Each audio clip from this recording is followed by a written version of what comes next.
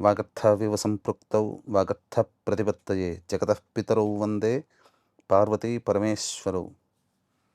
ఆదిత్యాయ చ సోమాయ మంగళాయ బుధాయ చ గురుశుక్రశనిభ్యశ్చ రాహవే కేతవే నమః. శృంగేరి జగద్గురు పీఠాధిపతులకి, కంచి పీఠాధిపతులకి నమస్కారములు తెలియచేసుకుంటూ కార్యక్రమాన్ని ప్రారంభిద్దాం. మే 1వ తారీఖు నుంచి 15వ తారీఖు వరకు వృశ్చిక రాశిలో జన్మించినటువంటి వారికి ఏ విధంగా ఉండబోతుందో తెలుసుకునే ప్రయత్నం చేద్దాం. విశాఖ నక్షత్రం 4వ పాదం, అనురాధ నక్షత్రాలు 4 పాదాలు, జ్యేష్ఠ నక్షత్రం 4 పాదాలలో జన్మించినటువంటి వాళ్ళు ఈ యొక్క వృశ్చిక రాశి వారికి చెందిన వారిగా చెబుతారు. అయితే రాశి నుంచి 4వ స్థానంలో రాహు సంచారము, 5వ స్థానంలో శని కుజ సంచారము, 6వ స్థానంలో రవి బుధ సంచారము, 7వ స్థానంలో శుక్రగ్రహ సంచారము, 8వ స్థానంలో గురుగ్రహ సంచారము మరియు 10వ స్థానంలో కేతుగ్రహ యొక్క సంచార ప్రభావం. వెరసి చూసుకున్నట్లయితే ముఖ్యంగా నిరుద్యోగస్తులు ఎవరైతే ఉన్నారో వారికి ఈ 15వ తారీఖు లోపల మంచి ప్రయత్నం చేయండి. ఖచ్చితంగా ఉద్యోగం లభించే అవకాశం ఉంటుంది. ఆల్రెడీ ఏదైనా కంపెనీలో పనిచేస్తున్న వాళ్ళు వేరే సంస్థలలో ఉద్యోగం కోసం వెతుక్కోవాలి అనుకుంటే ప్రయత్నం చేయండి. ఖచ్చితంగా సక్సెస్ అవుతారు, అందులో సందేహమే లేదు. లేదా ఉన్న సంస్థల్లోనైనా కానీ అధికారుల యొక్క ప్రోత్సాహకాలు లేదా మీ స్థాయి పెరగడం, పొజిషన్ పెరగడం అనేటువంటిది ఉంటుంది. అలాగే ప్రధానంగా ప్రభుత్వ పరంగా కాంట్రాక్టులు చేసేటువంటి వాళ్ళకి బిల్స్ శాంక్షన్ అయ్యే అవకాశం ఉంటుంది. అన్ని విధాలుగా ప్రోత్సాహకాలు అనేటువంటివి కలుగుతాయని చెప్పవచ్చు. అంతేకాకుండా ఇన్వెస్ట్మెంట్స్ రంగంలో ఉన్నటువంటి వాళ్ళకి చాలా శుభ పరిణామము, సందేహము లేదు. ఏదైనా స్టాక్ మార్కెట్స్లో కానీ లేదా పర్సంటేజ్ బిజినెస్ రంగంలో ఉన్నటువంటి వాడు కానీ ఏదైనా ధనాదాయం కోసం మీరు ఏదైనా పెట్టుబడులు పెట్టినా ఖచ్చితంగా అవి మీకు తిరిగి ఎక్కువ మొత్తంలో మీకు తిరిగి చేకూరుతాయి. అంటే ధనపరమైనటువంటి విధంగా చేసే ఆలోచనలు మీకు బాగా ఉపకరిస్తాయి అని చెప్పవచ్చు. ఇక శని కుజుల యొక్క సంచార ప్రభావం ఇది ప్రధానంగా ఎమోషన్స్తో కొంత ఇబ్బంది పడేటువంటి అవకాశం మీ యొక్క వృశ్చిక రాశి వారికి తెలియచేయడం జరుగుతుంది. కాబట్టి జాగ్రత్తలు పాటించండి. ఆరోగ్యం పట్ల శ్రద్ధ వహించాల్సినటువంటి పరిస్థితి ముఖ్యంగా ఇది చెప్పవచ్చు. అలాగే ఇతరులతో వ్యవహారం చేసేటప్పుడు కాస్త ఒడిదుడుకులు ఎదురయ్యే అవకాశాలు గోచరమవుతున్నాయి. అయితే నమ్మి మోసపోయే అవకాశాలు ఎక్కువగా ఉన్నాయి. కాబట్టి డబ్బు విషయంలో జాగ్రత్తలు పాటించండి. ఆకర్షణీయమైనటువంటి ప్రకటనల జోలికి వెళ్లకుండా మీ శక్తిని అనుసరించి మీరు డబ్బు ఇన్వెస్ట్మెంట్ చేసుకోండి. తప్పకుండా మంచి శుభ ఫలితాలు పొందుతారు అని చెప్పవచ్చు. ఇక ప్రధానంగా గమనించుకుంటే రాహు యొక్క స్థితే కాస్త ఆందోళన. అర్ధాష్టమ రాహు ఏ పనులలో కూడాను చిక్కుముడి వీడదు. అంటే కన్ఫ్యూజన్ స్టేటస్ అనేటువంటిది ఉంటుంది. గృహంలో కొన్ని వస్తువులు చోరీ అయ్యే అవకాశాలు ఎక్కువగా గోచరమవుతున్నాయి రాహుగ్రహ సంచార ప్రభావం వలన. ఇక కేతుగ్రహ సంచారం వల్ల అంటే గ్రహాలు రవి బుధుడు అనుకూలంగా ఉన్నాయి, కానీ చేసే పనుల్లో క్లారిటీ లేక సతమతమవుతారు. ఇక్కడే గ్రహనాయకుడైనటువంటి గురువు యొక్క అనుగ్రహం కావాలి. అంటే పెద్దల యొక్క సహాయ సహకారాలు ఉండాలి అని సూచన చేస్తుంది. ఇక శుక్రగ్రహ సంచార ప్రభావం ఇది జాగ్రత్తలు పాటించండి. దాంపత్య సమస్యలు వచ్చే అవకాశం ఉంటుంది. లేదా భాగస్వామ్య వ్యాపారం చేస్తే వారి మధ్య పొరపొచ్చాలు వచ్చే అవకాశం ఉంటుంది.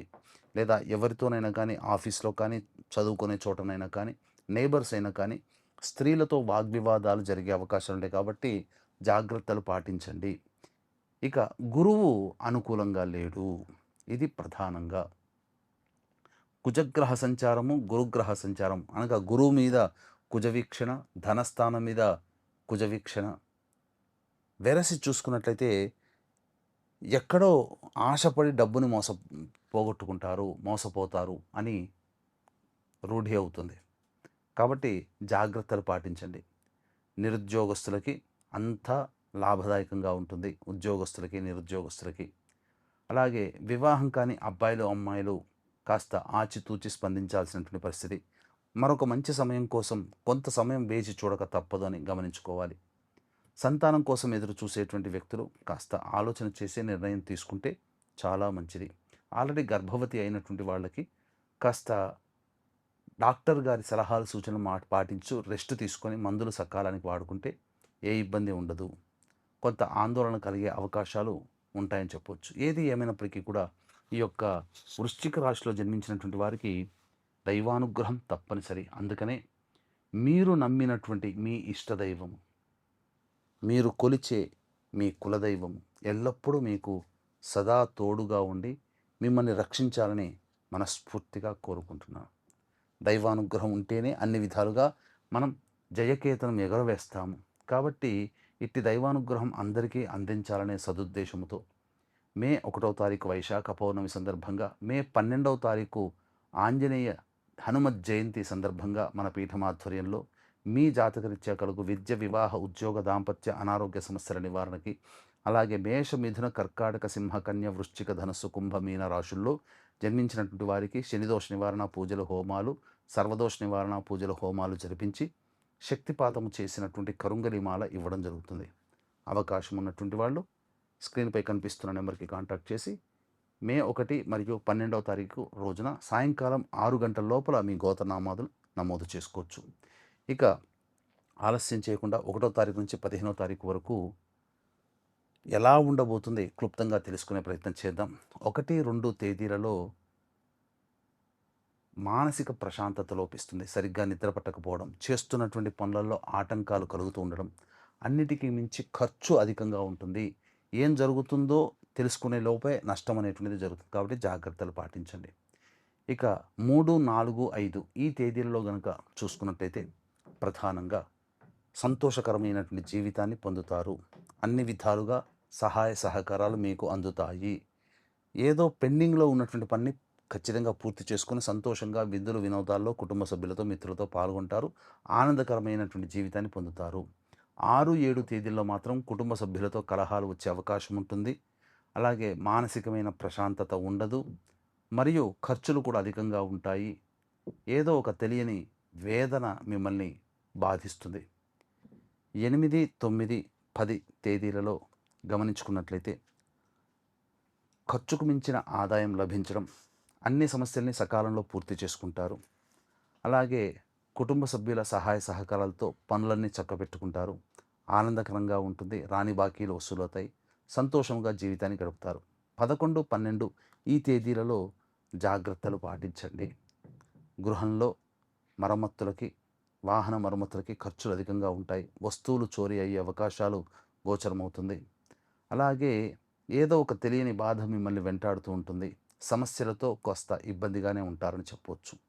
ఇక 13, 14 ఈ తేదీలలో కనుక చూసుకున్నట్లయితే ఎవరూ సహాయ సహకారాలు లభించకుండా మీ పనులు మీరే పూర్తి చేసుకోవడం, ప్రతిదీ కూడాను ఆలస్యం అవ్వడం అనేటువంటిది గమనించవచ్చు. గమనించుకున్నట్లయితే ఆరోగ్యం పట్ల శ్రద్ధ వహించాలి. ఖర్చులు కూడా అధికంగా ఉంటాయి.